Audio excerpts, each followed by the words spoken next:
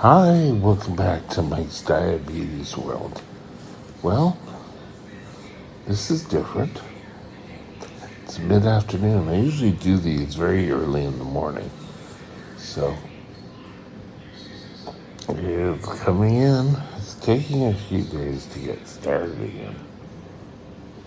But you can actually see remnants of a mustache coming back. You may see me lose all my hair, but we'll work one step at a time. Okay, first things first. Blood sugar now. We're up at 6.9.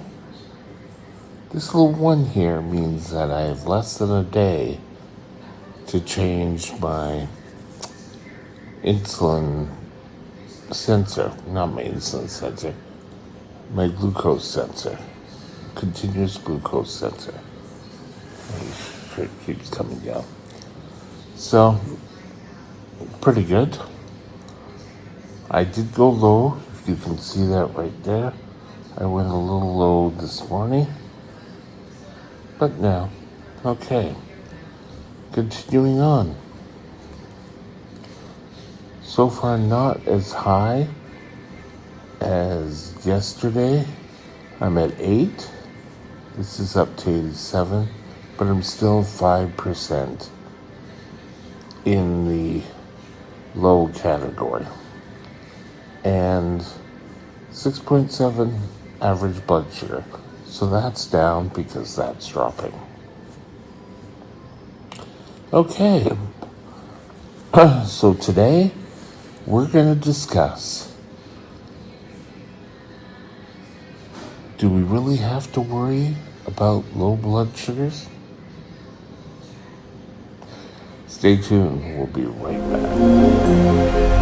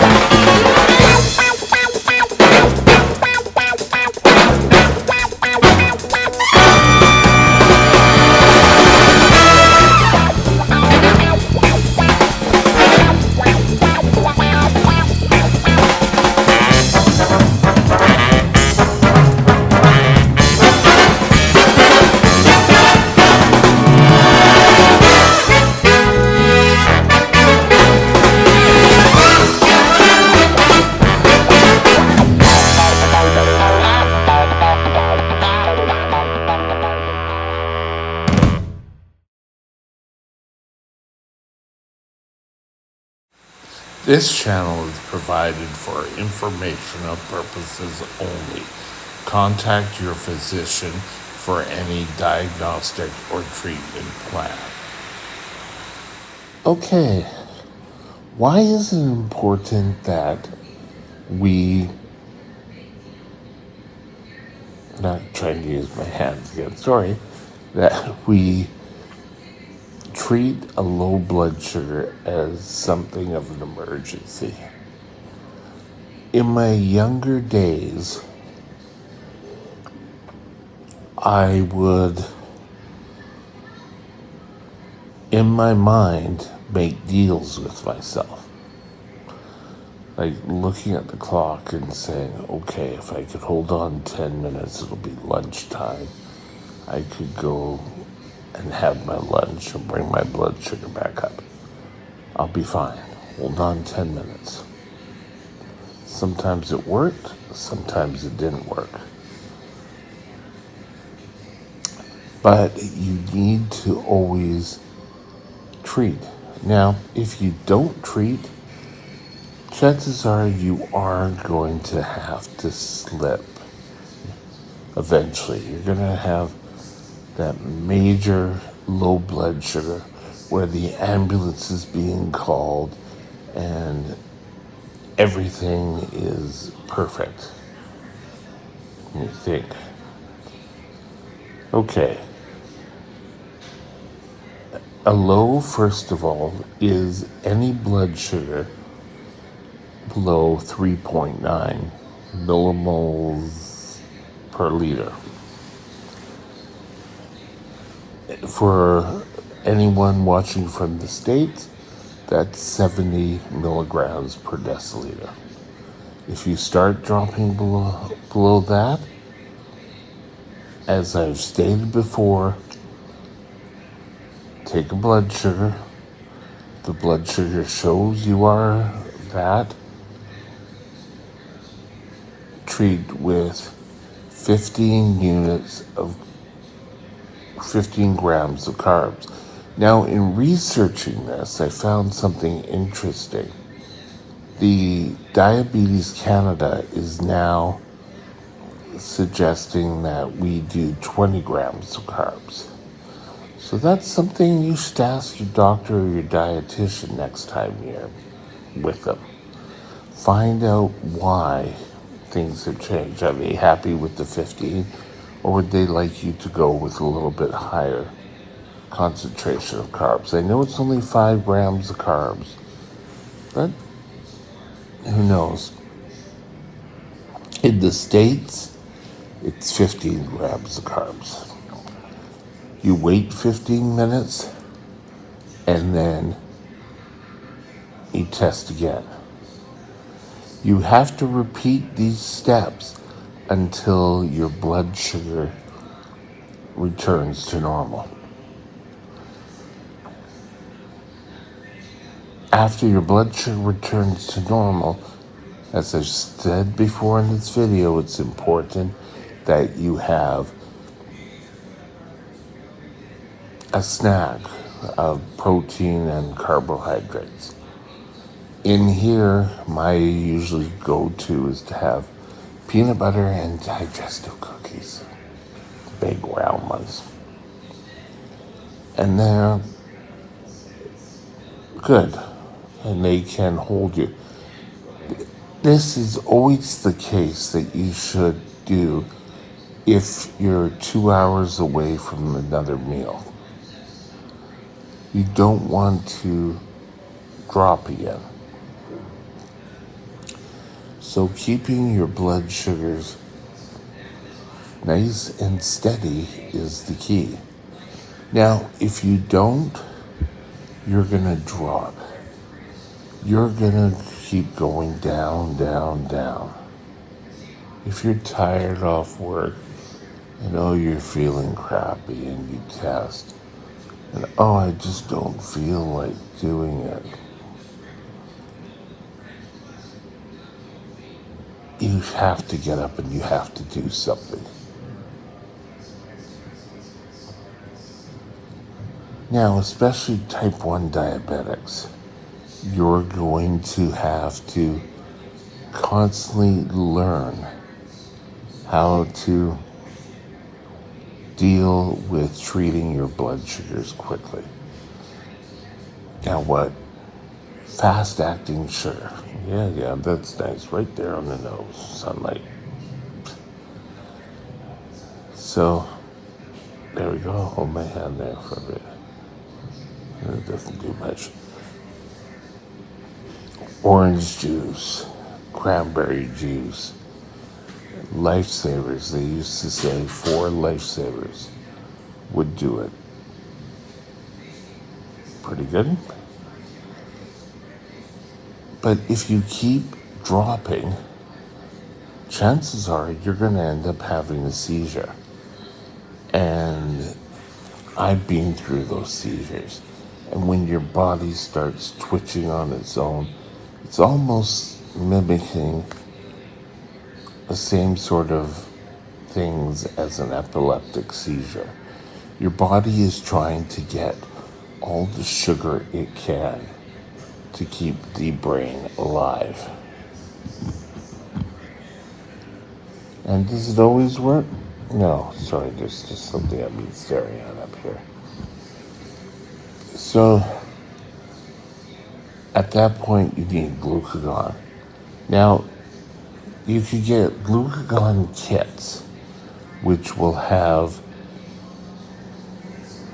the amount of things already in. You put it into a bottle, draw it up, and you inject it. Doesn't always mean things are going to work out. Now, just to the side here, something you may really want to take a look at. I do have a video on here before I started numbering these videos, so it's like way back, over 700 videos back, almost 800, sorry. And you will find me fumbling around, trying to record, and trying to get myself some glucagon.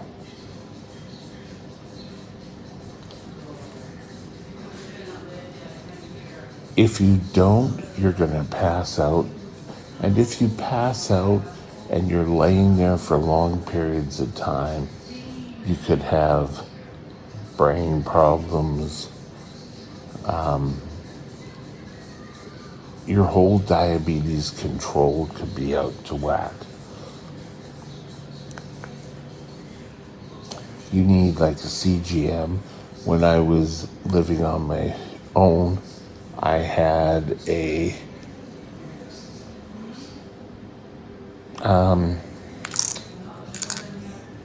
pendant that I would press, and it would send help.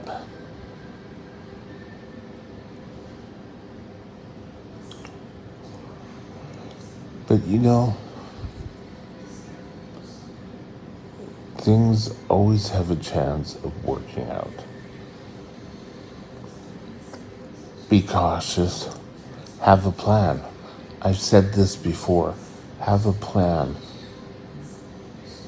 Attach your wall in your kitchen, wherever, saying what needs to be done when you're unable to speak.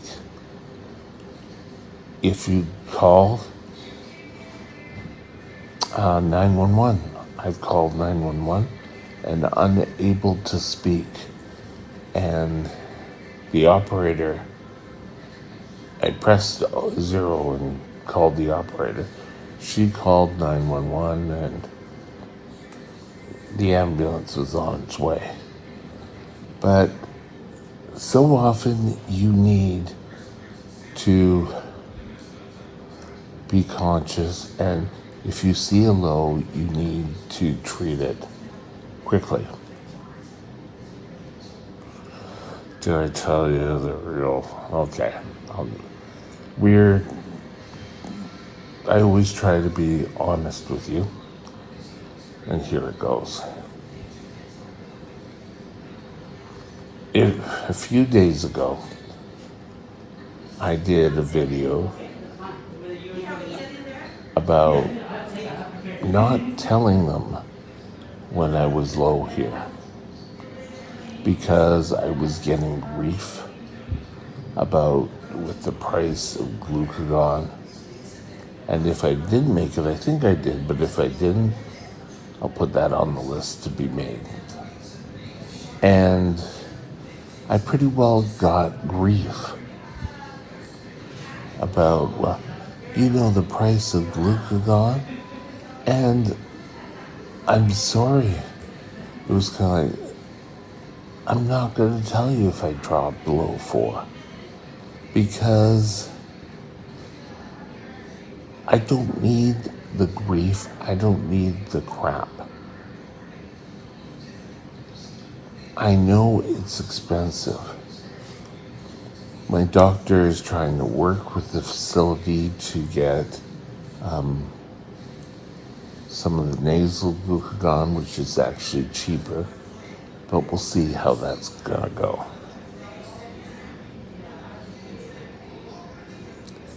The insulin pump is a pump that helps stop hopefully you having severe lows.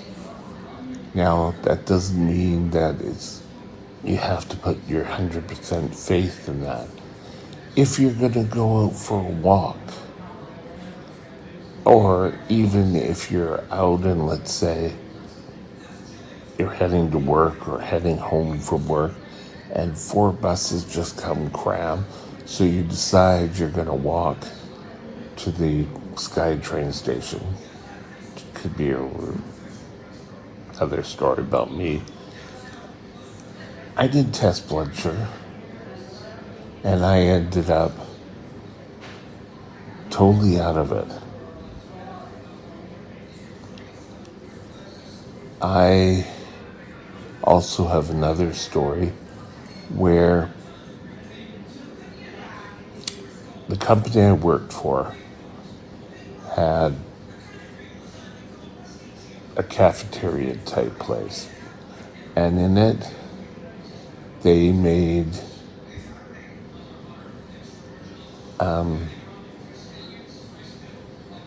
meals for the people in the building. Good idea for a cafeteria, huh? And as such, they would have these specials. The favorite was the spare ribs. And one day I just filled up on spare ribs. I didn't even think about, well, maybe I need some carbs. And mid-afternoon, I started to have an issue. From what I've been told, they kept looking at my arm and my bracelet, which is a medical alert bracelet.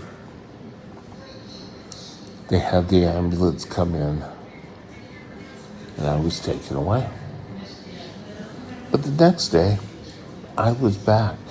It's amazing how quickly getting sugar into your system, whether it be preferably orally, but also getting your sugar through IV or a push. And a push is a D5W, it's really big, and it has to go in through the vein. That works super fast. Works better than a drip. Paramedics call it the miracle drug. But you don't want to use it. So, do your blood sugars, treat your lows. Don't be stupid like me and feel that the pressure of you saying, oh, I'm not going to tell them I'm low because I don't want the grief. Stupid idea on my part. It was probably thought up when I was low. But it's straightened out now. We're going to be fine. And with that, take care of yourself. Take care of your blood sugars. Bye now. My email is mikesdiabetesworld@gmail.com. mikesdiabetesworld@gmail.com.